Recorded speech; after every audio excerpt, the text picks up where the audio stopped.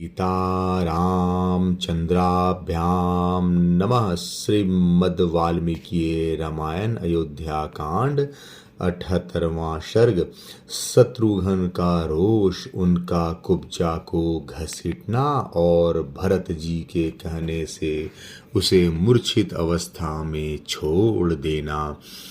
13वें दिन का कार्य पूर्ण करके श्री रामचंद्र जी के पास जाने का विचार करते हुए शोक संतप्त भरत से लक्ष्मण के छोटे भाई शत्रुघ्न ने इस प्रकार कहा, भैया, जो दुख के समय अपने तथा आत्मीय जनों के लिए तो बात ही क्या है, समस्त प्राणियों को भी सहारा देने वाले हैं।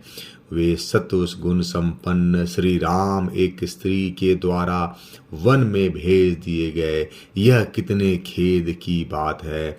तथा वे जो बल और पराक्रम से संपन्न लक्ष्मण नामधारी सूरवीर हैं, उन्होंने भी कुछ नहीं किया।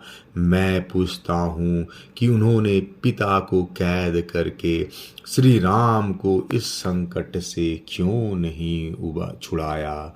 जब राजा एक नारी के वश में होकर बुरे मार्ग पर आरूढ़ हो चुके थे, तब न्याय और अन्याय का विचार करके उन्हें पहले ही कैद कर लेना चाहिए था।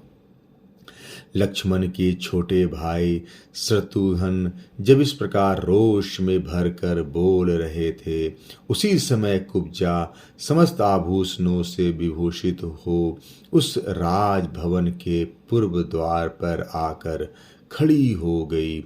उसके अंगों में उत्तमोत्तम चंदन का लेप लगा हुआ था तथा वह राज रानियों के पहनने योग्य विविध वस्त्र धारण करके भांति भांति के आभूषणों से सज धज कर वहां आई थी। करधनी की विचित्र लड़ियां तथा अन्य बहुत संख्यक सुंदर अलंकारों से अलंकृत हो वह बहुत सी रस्सियों में बंधी हुई वानरी के समान जान पड़ती थी।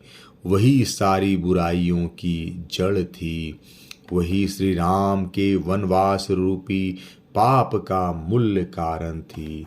उस पर दृष्टि पड़ते ही द्वारपाल ने उसे पकड़ लिया और बड़ी निर्दयता के साथ घसीट लाकर शत्रुघ्न के हाथ में देते हुए कहा, राजकुमार, जिसके कारण श्री राम को वन में निवास करना पड़ा है और आप लोगों के पिता ने शरीर का परित्याग किया है, वह क्रूर कर्म करने वाली पापिनी यही है। आप इसके साथ जैसा बर्ताव उचित समझे करे। द्वारपाल की बात पर विचार करके शत्रुघ्न का दुख और बढ़ गया। उन्होंने अपने कर्तव्य का निश्चय किया और अंतःपुर में रहने वाले सब लोगों को सुनाकर इस प्रकार कहा, इस पापिनी ने मेरे भाइयों और पिता को जैसे दुसह दुख पहुंचाया है, अपने उस क्रूर कर्म का वैसा ही फल यह भी भोगे। ऐसा कहकर शत्रुघ्न ने सखियों से घिरी हुई कुब्जा को तुरंत ही बलपूर्वक पकड़ लिया। वह डर के मारे ऐसा चीखने चिल्लाने लगी कि वह सारा महल गूंज उठा। फिर तो उसकी सारी सखियां अत्यंत संतप्त हो उठी और शत्रुघ्न को कुपित जानकर सब ओर भाग चली।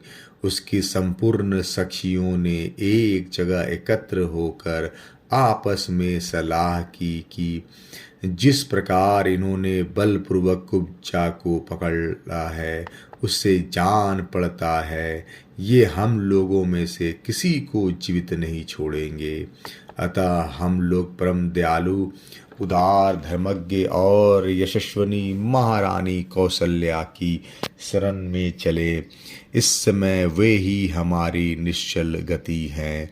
शत्रुओं का दमन करने वाले शत्रुघ्न रोष में भरकर कुब्जा को जमीन पर घसीटने लगे। उस समय वह जोर जोर से चित्कार कर रही थी। जब मंथरा घसीटी जा रही थी उस समय उसके नाना प्रकार के विचित्र आभूषण टूट टूट कर पृथ्वी पर इधर उधर बिखरे जाते थे।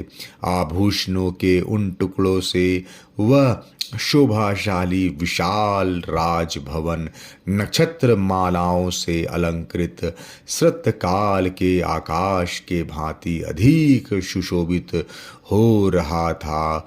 बलवान नरश्रेष्ठ शत्रुघ्न जिस समय रोष पूर्वक मंत्रा को जोर से पकड़कर घसीट रहे थे, उसी समय उसे छुड़ाने के लिए कैकेयी उनके पास आई। तब उन्होंने उससे धिक्कारते हुए उसके प्रति बड़ी कठोर बातें कही, उसे रोष पूर्वक फटकारा। शत्रुघ्न के वे कठोर वचन बड़े ही दुखदायी थे। उन्हें सुनकर कैकेयी को बहुत दुख हुआ। वह शत्रुघ्न के भय से थर्रा उठी और अपने पुत्र की शरण में आई। शत्रुघ्न को क्रोध में भरा हुआ देख भरत ने उनसे कहा, सुमित्रा कुमार क्षमा करो। स्त्रियां सभी प्राणियों के लिए अवध्य होती हैं। यदि मुझे यह भय न होता कि धर्मात्मा श्री राम मातृधाती समझकर मुझसे घृणा करने लगेंगे तो मैं भी इस दुष्ट आचरण करने वाली पापिनी कैकेयी को मार डालता। धर्मात्मा श्री रघुनाथ जी तो इस कुब्जा के भी मारे जाने का समाचार यदि जान ले तो वे निश्चय ही तुमसे और मुझसे बोलना भी छोड़ देंगे। भरत जी की यह बात सुनकर लक्ष्मण के छोटे भाई शत्रुघ्न मंथरा के वध रूपी दोष से निवृत्त हो गए और उसे मूर्छित अवस्था में ही छोड़ दिया। मंथरा कैकेयी के चरणों में गिर पड़ी और लंबी सांस खींचती हुई अत्यंत दुख से आर्त हो करुण विलाप करने लगी। शत्रुघ्न के पटकने और घसीटने से आर्त एवं अचेत हुई कुब्जा को देखकर भरत की माता कैकेयी धीरे धीरे उसे आश्वासन देने होश में लाने की चेष्टा करने लगी। उस समय कुब्जा पिंजड़े में बंधी हुई क्रौंची की भांति कातर दृष्टि से उसकी ओर देख रही थी। अयोध्या कांड 78वां सर्ग समाप्त। जय श्री राम।